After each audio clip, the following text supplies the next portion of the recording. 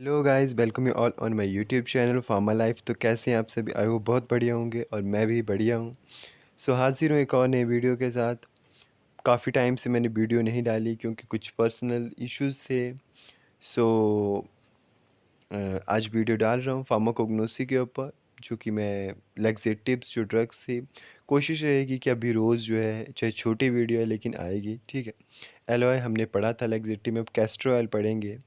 Pharmacognosy laxative chapter 5, ठीक है। Synonymous, biological source, family, chemical constant, morphology of drug, therapeutic application, जिनको हम पिछले लेक्चर में भी एलओआईज में पढ़ चुके हैं, ठीक है।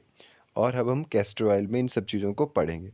और हाँ, एक और बात, लास्ट तक मेरी वीडियो में जुड़े रहना, या तो फिर कुछ ऐसा भी कर सकते हैं कि आप लास्ट में जाके देख लीजिए।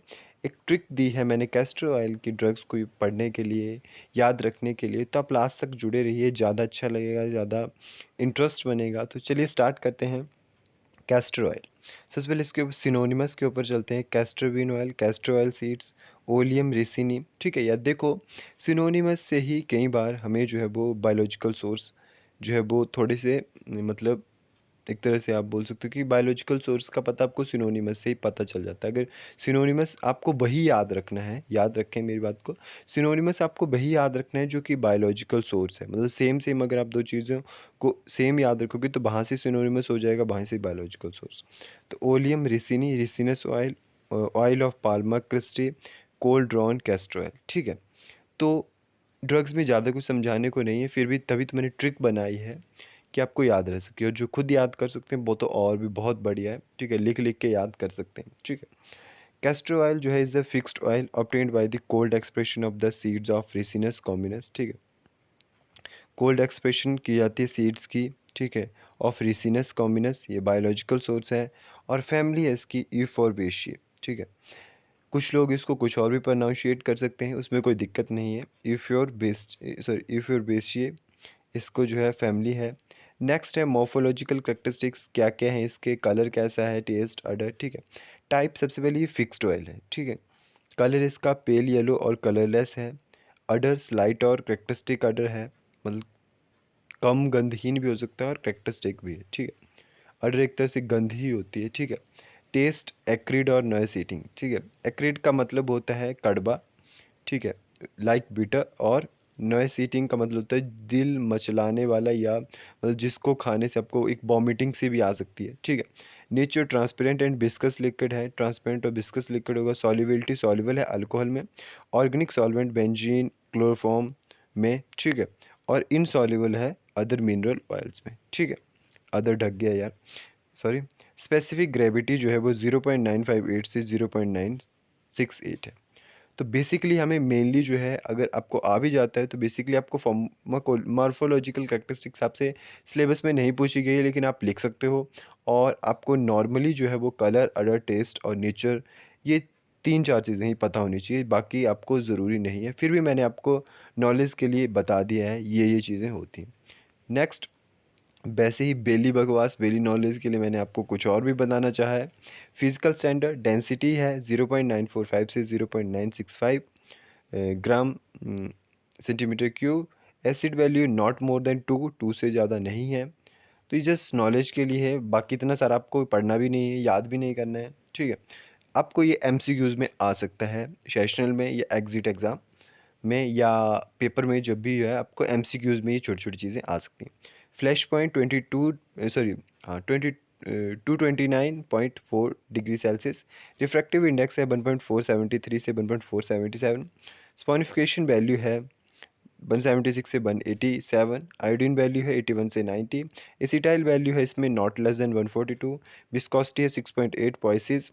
ऑप्टिकल रोटेशन है बिटवीन +3.5 डिग्री +60 डिग्री, ठीक है। इसमें आपने लिवो रोटेटरी और डेक्स्ट्रो रोटेटरी पढ़ा होगा, तो वही है ये, ठीक है। I think positive levo rotatory होता है, ये डेक्स्ट्रो, इसमें मेरे को कन्फ्यूज़न है थोड़ी। सो आप एक बार इसको कंफर्म कर लें। नेक्स्ट आते हैं हमारे पास केमिकल कांस्टेंट्स।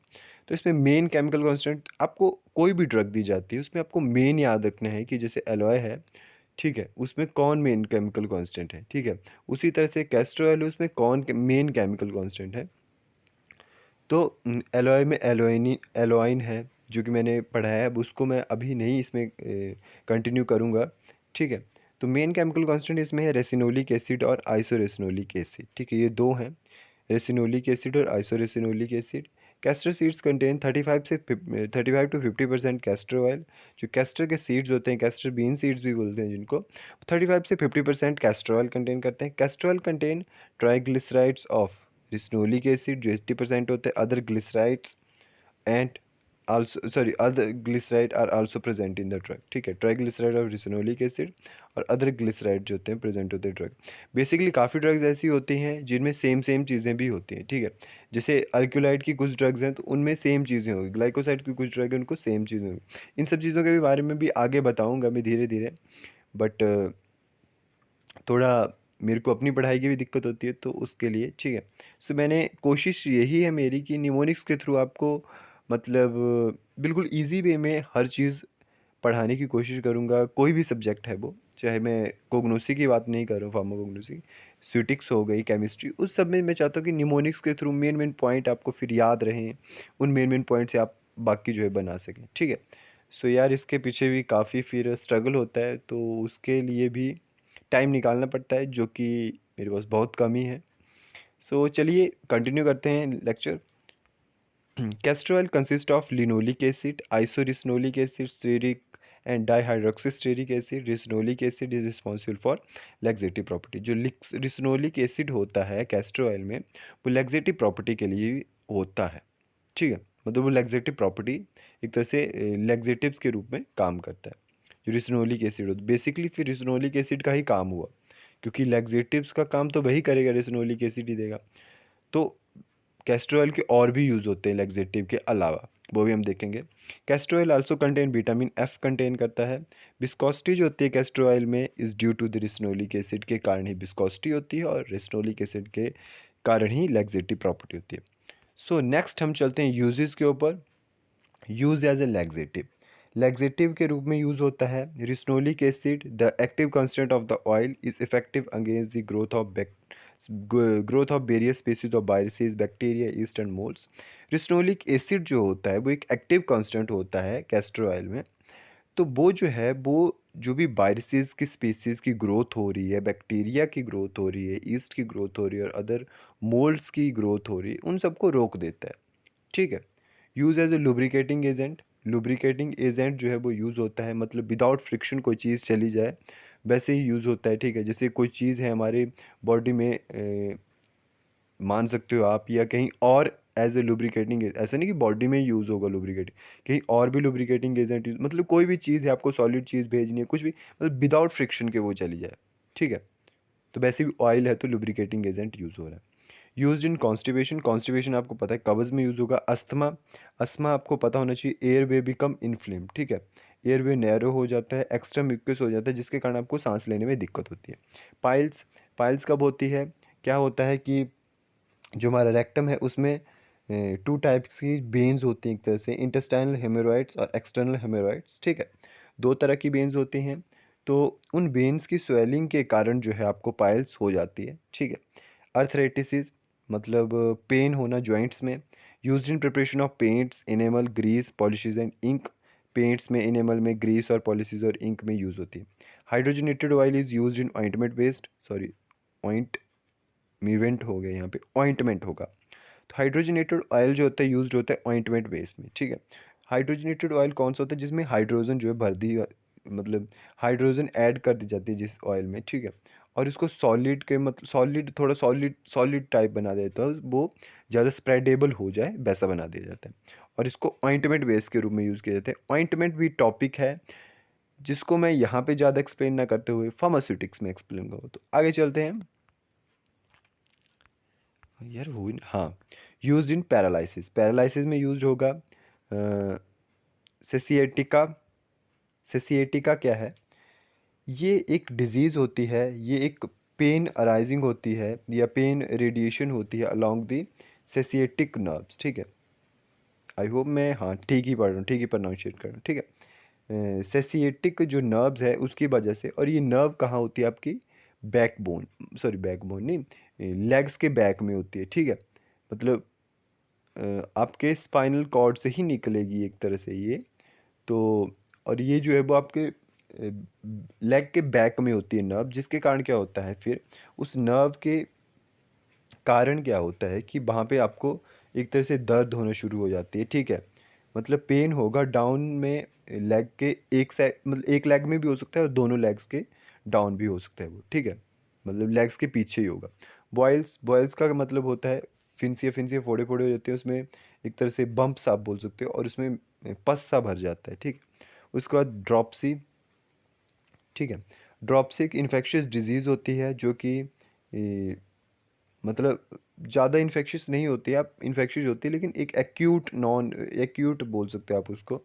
एक्यूट इन्फेक्शियस होती है कि आप कोई भी मतलब एडल्ट्रेटेड ऑयल खा ले रहे हो या एडल्ट्रेटेड कोई ईडेबल ऑयल खा ले रहे हो, ठीक है। ठीक है, उसके कारण ये जो होती है वो हो जाती है। लेप्रोसी, लेप्रोसी जो होती है वो मायोबैक्टीरियम लेप्रेई के कारण होती है, ठीक है। मायो सॉरी माइको बैक्टीरियम लेप्रे, ठीक है। माइकोबैक्टीरियम लेप्रेई के कारण होती है, MYCOBACTERUM, माइकोबैक्टीरियम लेप्रे LEPRAE, ठीक है। इस बैक्टीरियम के कारण होती है जो स्किन, आइज, नोज़ को और पेरिफेरल नर्वस सिस्टम को इफेक्ट करती है, ठीक है। यार बेसिकली मैं चाहता हूँ कि वीडियो छोटी बने ताकि देखने में भी दिक्कत ना हो, लेकिन ये लंबी खुद ही हो जाती है, मैं क्या करूँ। चलो, यूज इन एमिनोरिया, बैक एके, ठीक है, बैक में पेन होना, रूमेटॉइड अर्थराइटिस, ठीक है। ये जो होता है ये भी जॉइंट्स का ही पेन है, ठीक है। एनोरेक्टल प्रॉब्लम, एनोरेक्टल प्रॉब्लम का मतलब होता है कि इलनेस एलिमेंट ऑफ एनस और रेक्टम, मतलब इलनेस होना। ये माइनर भी हो सकती है और मेजर, मतलब माइनर भी वन भी हो सकती है और टिपिकल भी हो सकती है। Were use in burning feet, feet में जब जलन होती है तब इसको यूज़ कर सकते हो आप। कैस्टर ऑयल की बात कर रहा हूँ मैं। अब इन डिजीज़ में मत उलझ जाना कि ये किस लिए है। ये कैस्टर ऑयल इन डिजीज़ को ठीक करता है, मतलब इनमें यूज्ड हो रहा है। वर्निंग ऑफ फीट, जब भी आपके पैरों में जलन सी हो रही है तब कैस्टर ऑयल का यूज़ कर सकते हो। पीरियड पेन्स में, चेस्ट में, बैक और एब्डोमिन पेन में। यूज इन हेडेक, हेडेक में आप यूज़ कर सकते हो। ब्रोकन टूथ, ठीक है, वहाँ दर्द हो रही है वहाँ। जॉइंट पेन्स में, पेल्विस पेन, पेल्विस क्या होता है जो कि प्रोटेक्ट करता है एब्डोमिनल ऑर्गन, ठीक है। अब्डोमिनल के जितने भी ऑर्गन्स उनको प्रोटेक्ट करता है और सपोर्ट करता है स्पाइनल कॉलम को, ठीक है। इसके बारे में अगर हो सके तो HAP मेरे को वैसे तो शायद ही पढ़ा हूँ, बट अगर हो सका तो मैं HAP भी कंटिन्यू करूँगा, ठीक है। यूट्रिन पेन, डर्मेटिसिस, ये स्किन इन्फेक्शन है। इसजीमा, ये भी स्किन इन्फेक्शन है, स्किन इन्फ्लामेशन है, सॉरी। और लैक्टेशन, मिल्क प्रोड्यूस होना from memory mammary gland in your breast, breast sorry. और नोड्यूल इन ब्रेस्ट, मतलब एक तरह से नोड्यूल का मतलब होता है एक तो नोड्यूल इन ब्रेस्ट में इसका मतलब होता है कि टिश्यू ग्रोथ हो जाती है ब्रेस्ट में, जिसके कारण डिजीज़ हो जाती है कोई, ठीक है। तो ज़्यादा डीपली मैं नहीं जाऊँगा। अब जो मेन हमने बोली थी बात, trick how to learn castor oil drug. अब क्या था मेरे पास, रिसिनस कॉम्बिनस क्या था, जो था बायोलॉजिकल सोर्स था। कैस्टर ऑयल क्या है, ड्रग है। और उसके बाद आते हैं यूफोर्बिएसी, जो है हमारे पास फैमिली है। उसके बाद आते हैं कलर था हमारे पास पेल येलो। उसके बाद आते हैं टेस्ट था हमारे पास एक्रिड और नॉइस ईटिंग। और उसके बाद आते हैं अडर, स्लाइड था। यही चीज़ें पढ़नी थी हमने। कलर पेल येलो हो गया, अडर हो गया, ठीक है। यही मेन था, तो इसी को मेन को याद रखने के लिए मैंने बताया है। क्या ऋषि को यूं ही कम पीली चीज़ों से दिल मचली होती है। अब ऋषि कहीं गया और बस में बैठा है या कहीं और गया, ठीक है। अब उसे कोई कम पीली चीज़, कम पीली चीज़ का मतलब होता है कि कोई ऐसी चीज़ दिख गई जो कम पीली है, उसको बिल्कुल पसंद नहीं है। उसको क्या होता है कि वॉमिटिंग सी आना शुरू हो जाती है, जो कम पीली चीज़ होती है, ठीक है। कम पीली चीज़ का मतलब आप मान सकते हो कि जो लाइट येलो कलर है, ठीक है। तो उसको जो है दिल मचली होती है, मतलब उसको जो है वो वॉमिटिंग सा लगता है, ठीक है। तो अब कहीं हुआ, उसको दिख गया और उसको वॉमिटिंग हो गई।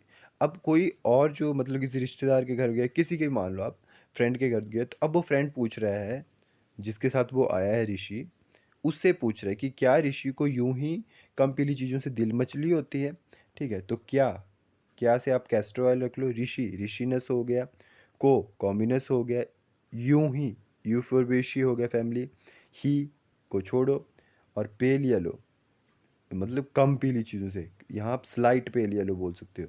कम पीली, कम के लिए स्लाइट अडर हो गया, पेल येलो कलर हो गया, चीज़ों से नॉइस ईटिंग टेस्ट होती है, होता है लिख दिया मैंने, होती है, ठीक है। नॉइस ईटिंग के साथ आप एक्रिड, फिर खुद ही ध्यान आ जाता है नॉइस ईटिंग और एक्रिड का, क्योंकि अभी आप एक बार ड्रग्स पढ़ोगे सेशनल में, उसके बाद फिर से दूसरे सेशनल में, ठीक है। ऐसा होता है ना कि ड्रग्स बार बार पढ़ते रहते हैं, कुछ होते हैं जो लास्ट एग्जाम में जाके पढ़ेंगे, कुछ पढ़ते रहते हैं बीच बीच में, तो याद हो जाती है। लेकिन इनको याद रखने की ट्रिक इसलिए बता रहा हूँ कि ढंग से ही आपको याद हो सके, क्योंकि पूरी ड्रग्स को यार कंफ्यूजिंग कर देती हैं एक तरह से याद रखने के लिए, ठीक है। तो ये है कि क्या ऋषि को यूं ही कम पीली चीज़ों से दिल मचली होती है। तो प्लीज़ गाइस कमेंट में बताना कि कैसी लगी ये ट्रिक, और कोई और अगर दिक्कत हो, डाउट हो, तो please like share and sorry comment करना। लाइक शेयर और सब्सक्राइब तो करना ही करना है। तो ये ट्रिक मैंने आगे भी लिख दी थी कि क्या ऋषि को यूं ही कम, यहाँ स्लाइट होगा, पीली चीज़ों से दिल मचली मतलब नॉइस ईटिंग होती है। जस्ट वेट, दिल मछली इसमें आएगा, स्लाइट, स्लाइट येलो, ठीक है। दिल मछली नॉइस ईटिंग होती है, ठीक है। अगर फिर भी किसी को समझ नहीं आई ट्रिक तो फिर से पूछ सकते हो। बाकी मैंने काफ़ी कोशिश की कि काफ़ी अच्छी वीडियो बना सकूं, बहुत ट्राई करता हूं, काफ़ी मेहनत लगती है। So thank you guys, I hope you all like my video, thank you so much for watching, please subscribe my YouTube channel, stay tuned with me, thank you.